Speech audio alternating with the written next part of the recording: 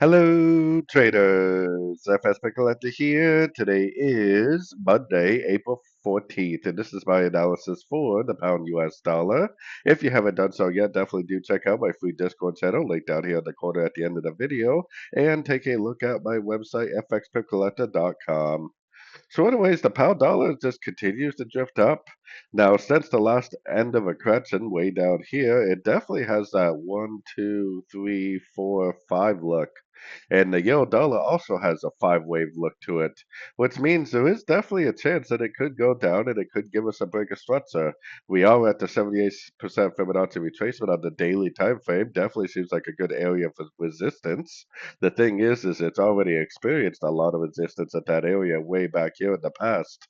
So whether or not it's going to experience resistance in this area now, we don't really know.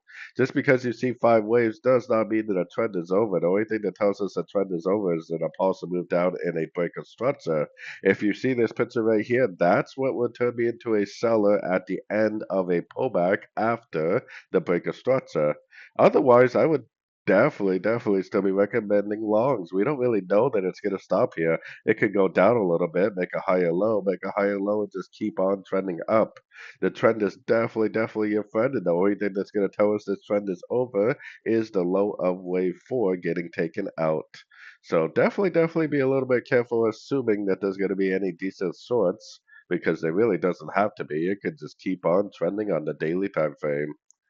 So anyways, don't forget to like and subscribe. And as always, thank you for watching and happy trading.